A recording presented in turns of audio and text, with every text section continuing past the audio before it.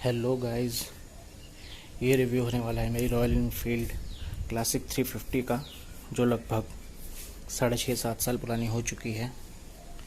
तो गाइस ऐसे ही walk around में वीडियो बनेगी और इसी में हम रिव्यू देते जाएंगे। फर्स्ट ऑफ ऑल गाइस, अगर स्टार्ट करें लुक से, तो लुक अभी भी बहुत अलग लगती है, अच्छी लगती है। नॉर्मली आपको बाइक्स ऐसे दिखती नहीं। मैंने 7 साल पहले भी इसकी जब बुक कराया था तो इस पर वेटिंग थी 6 महीने की, तो मुझे 4 महीने वेट करना पड़ा, तब जाके डिलीवर हुई। अब गाइस अगर आप बोलेंगे कि ये सिंगल सीटर क्यों बना रखी है, तो गाइस एक्चुअली हमारे घर में 2 व्हीलर्स हैं जो वो सिंगल बंदे ही यूज़ करते हैं, तो इसलिए मैंने इसे सिंगल सीटर बना रखा है। लुक अच्छी लगती है। तो गाइस चलिए पीछे से स्टार्ट करते हैं, क्या सीन है और कैसा मेरा एक्सपीरियंस रहा है इसके साथ। गाइस ये टेल लाइट है इसकी, ये नंबर प्लेट, और गाइस इंडिकेटर ये एक बार चेंज हो चुका है। जो पिछला वाला था वो ख़राब हो गया था। साइलेंसर गाइस इसमें स्टॉक लगा हुआ है, और जो सीट है ये मैंने करोल बाग खजांची से ली थी, 1850 के आसपास पड़ी थी उस टाइम। उनकी सीट्स बहुत ओवर प्राइस्ड होती हैं गाइस।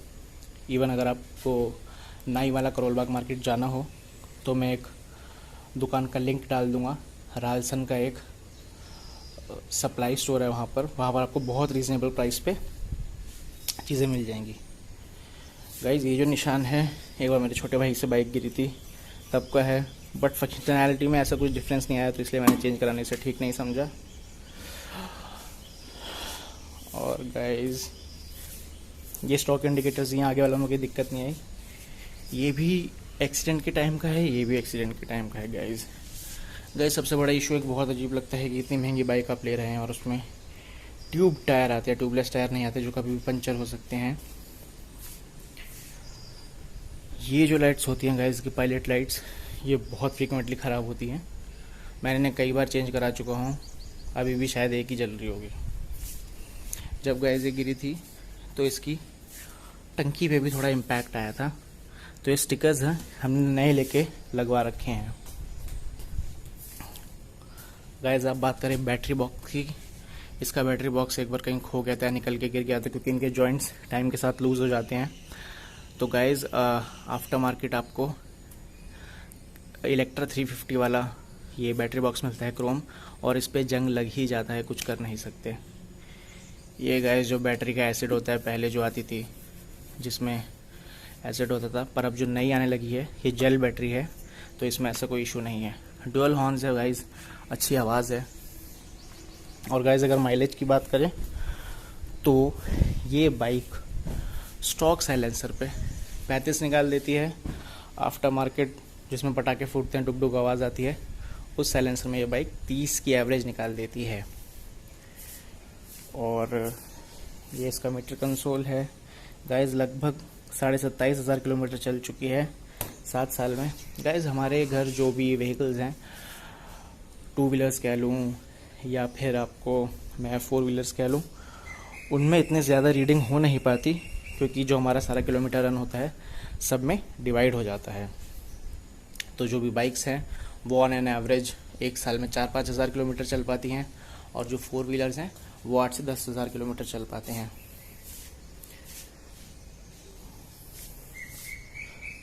तो गाइज़ ये है कुछ, काफ़ी दिनों से खड़ी हुई थी गाइज़, देखते हैं ट्राई करके कितनी मेहनत के बाद स्टार्ट होती है। जैसा मैं करता हूँ कि ये किक खोली, ये गाइज़ मैंने क्लच दबाया, और पहले मैं इस पर 8 से 10 किक्स मार लूँगा, ताकि इंजन में थोड़ा ऑयल मूव कर जाए। ये गाइज़ कुछ किक्स मार दी हैं मैंने। अब चलिए इट्स शो टाइम, ट्राई करते हैं। ये इंजन किल स्विच ऑन, ये किक पे पैर, जय बजरंगबली। ओ भाई साहब, पहली किक में स्टार्ट, आवाज़ देखते हैं।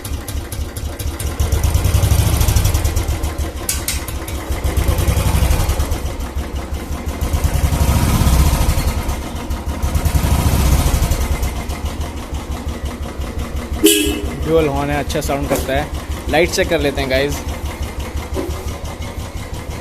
जैसे मैंने आपको कहा था एक ही पायलट लैंप जल रहा है, इसका यही इशू है।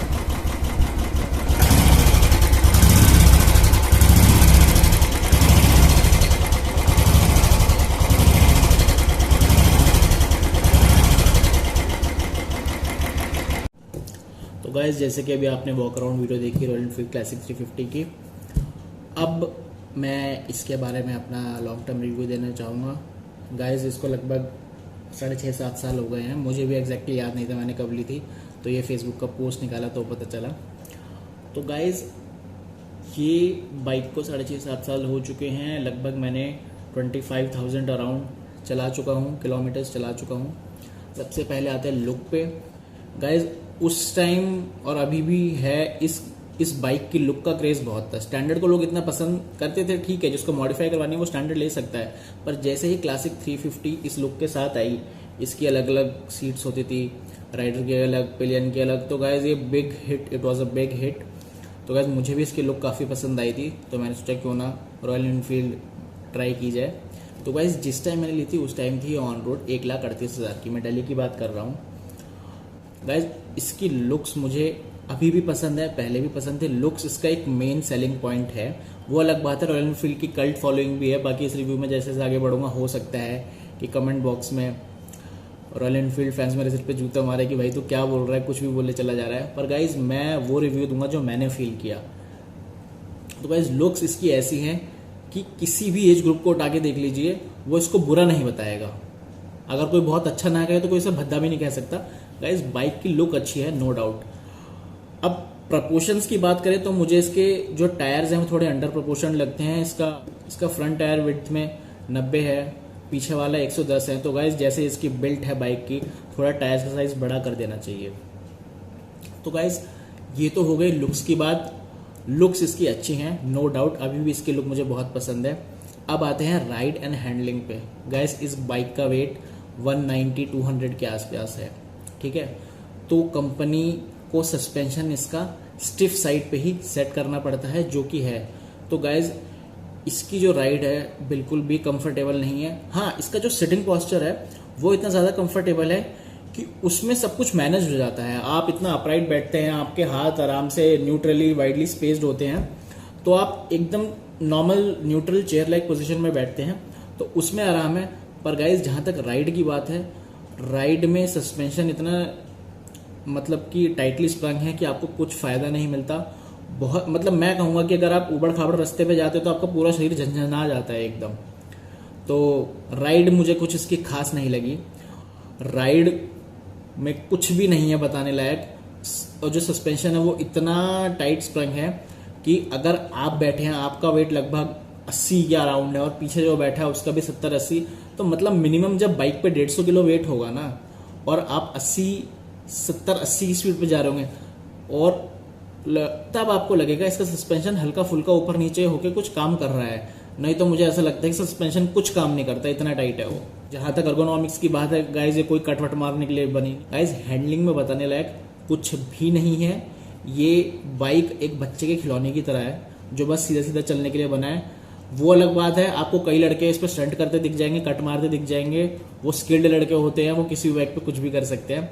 बट गाइज ये बाइक आराम आराम से चलने के लिए बनी है, क्रूजिंग टाइप। अगर आप सोच रहे हैं आप इस पे स्पिरिटेड राइडिंग करेंगे, कट मारेंगे, व्हीली उठा देंगे, स्टॉपी मार देंगे, तो गाइज ये सब थोड़ा मुश्किल है। आपको बहुत ज़्यादा स्किल लेवल चाहिए और बहुत ज़्यादा खतरा भी है। तो गाइज हैंडलिंग मुझे इसकी कुछ खास नहीं लगी, बस नॉर्मली चलाओ उसी लिए बनी है। ये 60 किलोमीटर पर आवर की स्पीड तक ठीक ठाक चलेगी। 60 से 80 बस मैक्स है, 80 तक ये सीधी सीधी जा पाएगी, वो अलग बात है।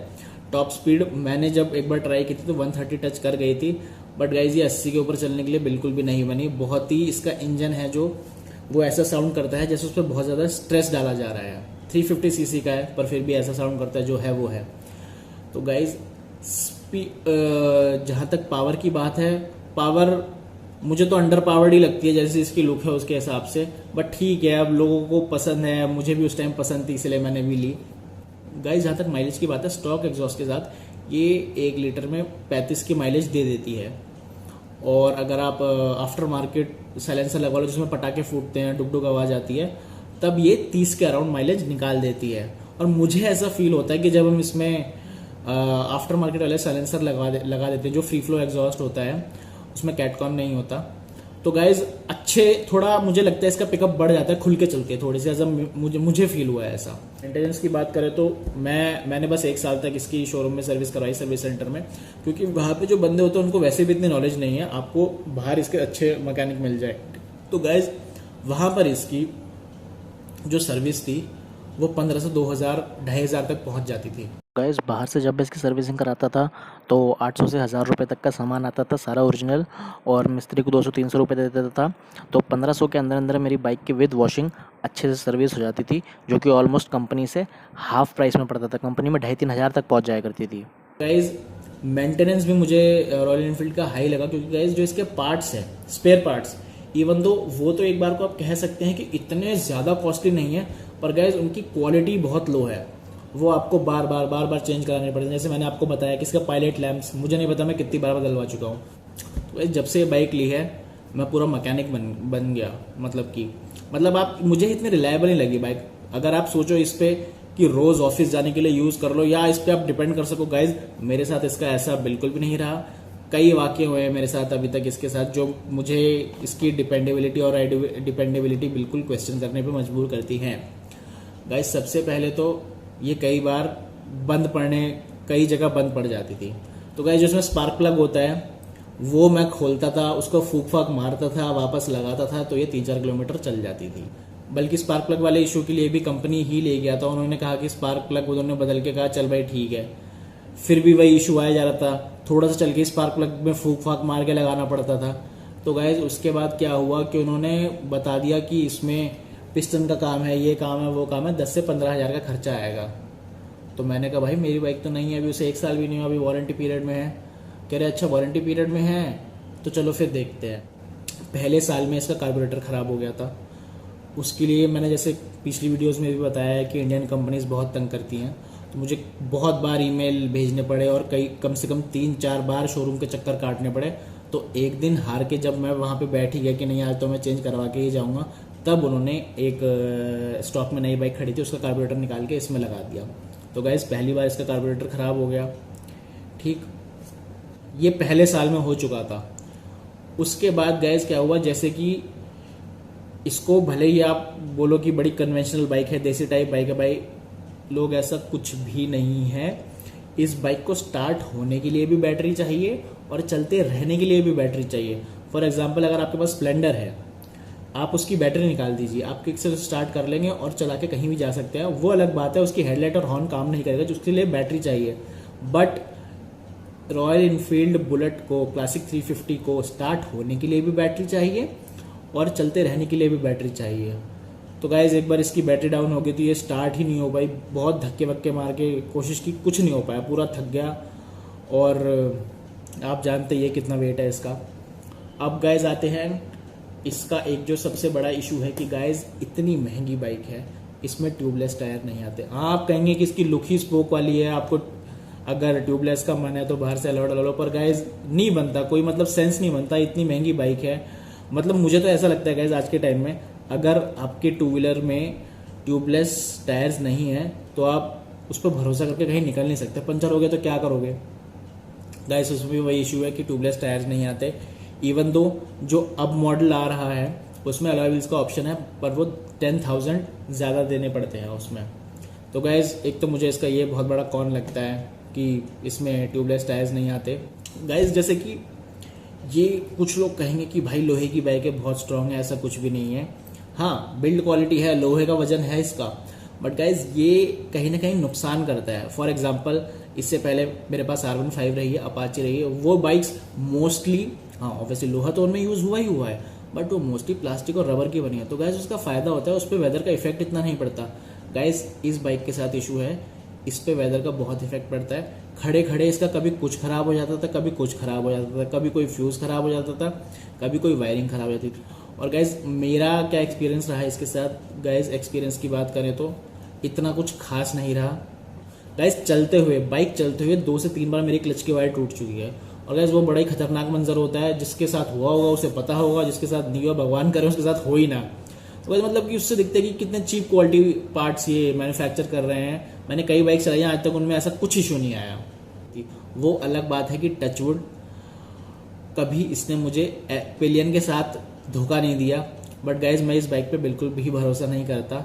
मतलब इस बाइक को कोई भी अपनी प्राइमरी राइड के तौर पे नहीं ले सकता। ये बस इसके लिए ठीक है, आसपास 2-3 किलोमीटर घूमने शाम को निकल के टशन मारने के लिए बस। मैं इसको डिपेंडेबल बिल्कुल भी नहीं मानता गाइज। तो अब आप पूछेंगे कि ये नहीं तो क्या। गाइज जो अब इसका प्राइस ब्रैकेट चल रहा है, इसका ड्यूअल चैनल ABS वेरिएंट आपको ऑन रोड दिल्ली की बात कर रहा हूँ 2,15,000 से 2,20,000 के बीच में पड़ जाता है। तो गाइज इसकी ही जैसी लुक में जो अब और ऑप्शन है हमारे पास, एक है जावा, दूसरा है Honda CB350। तो गाइज जावा परफॉर्मेंस में इन दोनों से बहुत ऊपर है। उसका पावर टू वेट रेशियो बहुत ज़बरदस्त है। ऑलमोस्ट 27-28 bhp है उस बाइक में और वेट भी 172 kg है। तो गाइज बहुत पेपी है, बहुत फास्ट है। बट गाइज अगर खरीदने की बात है तो मैं अभी आपको उस पे पैसा लगाने को बिल्कुल भी रिकमेंड नहीं करूँगा, क्योंकि कंपनी न्यू है, अभी अभी आई है। वो अलग बात है, बहुत से रूमर्स हैं कि वो बहुत इन्वेस्ट कर रही है और it is here to stay, वो कहीं जाने वाले नहीं है। बट गाइज मैं नहीं कहूँगा कि आप अपना हार्ड अर्न मनी 2-2.25 लाख रुपए किसी ऐसे ब्रांड पे लगा दो जो अभी अभी आया है। क्या पता, जैसे कि यूनाइटेड मोटर्स एक आई थी कंपनी, वो डिसकंटिन्यू हो गई। तो गाइज जावा को तो हम पहले ही इसलिए पिक्चर से आउट कर देते हैं क्योंकि पता नहीं वो अभी है, रहेगी या नहीं रहेगी। तो गाइज अब जो मेन 2 कंटेंडर रह जाते हैं वो है रॉयल इनफील्ड क्लासिक 350 और होंडा की CB350। इनमें मैं आपको कहूँगा कि अगर आपको बाइक लेने का मन है तो go with Honda CB350। Guys वो इससे बहुत सुपीरियर बाइक है। ऑलमोस्ट 2,15,000 में ऑलमोस्ट सेम ही रेट पड़ता है आपको। और गाइज होंडा CB350 की जो साउंड है वो स्टॉक साउंड इससे बहुत अच्छी है। और वैसे भी अब जैसे कि ट्रैफिक नॉर्म्स आ चुके हैं कि आप आफ्टर मार्केट एग्जॉस्ट यूज़ नहीं कर सकते। तो गाइज उसमें आपका जो होंडा CB350 का साउंड है बहुत अच्छा है। और गाइज क्वालिटी लेवल्स भी होंडा के इससे फार सुपीरियर हैं। और गाइज लॉन्ग टर्म में मेंटेनेंस भी सस्ती रहने। मेरा आपको यही सजेशन रहेगा कि अगर आपको क्रूजर ऐसे लुक में बाइक लेनी है तो आप आंख बंद करके होंडा CB350 ले लीजिए। बस उसमें एक इशू है कि वो होंडा बिग विंग उनकी जो आउटलेट्स है उनके थ्रू ही रिटेल कर रहा है। तो गैस वहाँ पे थोड़ा इशू है क्योंकि बड़ा तामझाम है, बड़े डॉक्यूमेंटेशन मांगते हैं वो। तो गैस बस एक ये थोड़ा सा इशू आएगा, पर आप एक बार बाइक ले लीजिए, उसके बाद बहुत मजे हैं। तो Honda CB350 is any day far better, far superior than Royal Enfield Classic 350। अब गाइज आप इसमें, अब आप कई लोगों का सवाल होगा कि भाई तुझे ये बाइक इतनी कुछ खास नहीं लगती तो निकाल दे, इसको बेच दे। गाइज मेरा थोड़ा सा इमोशनल कनेक्शन हो जाता है ऑटोमोबाइल्स के साथ। तो ठीक है, चल रही है, दिक्कत नहीं दे रही, मैं सर्विस करा लेता हूँ साल में एक बार, अपना थोड़ा बहुत चलती रहती है आसपास। तो गाइज ठीक है। हाँ, ये बात जरूर कहूँगा, मैं इस पर डिपेंड नहीं करता। मैं किसी इंपॉर्टेंट काम के लिए जा रहा हूँ तो मैं अभी भी, अब तो R15 ले ली, उससे पहले अभी भी मैं एनटॉर्क को प्रेफर करता था रादर देन रॉयल एनफील्ड को। तो गाइज ये था रॉयल एनफील्ड का रिव्यू। तो आपका पैसा, आपकी सोच। मेरा कहना है कि आप होंडा CB350 पे इन्वेस्ट करें। Thank you.